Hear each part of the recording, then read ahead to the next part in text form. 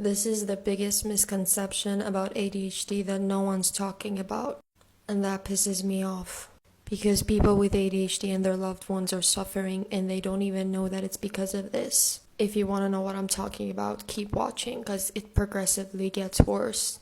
ADHD is short for Attention Deficit Hyperactivity Disorder. While that pretty much sums up the troubles of children with ADHD, it doesn't do the same for adults. It's actually pretty misleading. Why? Because the biggest issue with ADHD in adults is not hyperactivity and it's not a lack of attention. Hyperactivity turns into internal frustration mostly and a busy mind, and the lack of attention is there, but it's not the big problem. The big problem is a dopamine deficiency. Dopamine is the chemical that gets released in your brain and makes you feel good. It basically is the very thing that makes you feel happy and motivates you to do things, because you know at the end of a task, this chemical is going to be released and you're going to feel good. So that's why you do things. You do that subconsciously, of course. But imagine if there was no internal reward for getting things done. Imagine that there was very few things that made you feel good.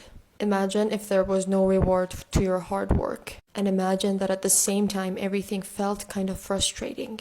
That is the main issue with ADHD in adults. That is why people think people with ADHD don't try hard enough, or they're lazy, or they don't care. It's not that. It's just that our brains don't give us the reward that your brains give you when you do things. So it's that much harder for us to motivate ourselves and force ourselves into doing things. We can only do things that we truly care about, because if we don't care about the thing that we're doing right now, then we can't look forward to the dopamine release at the end, because it's not going to be there. And that is why ADHD medication are all stimulants. They stimulate your brain.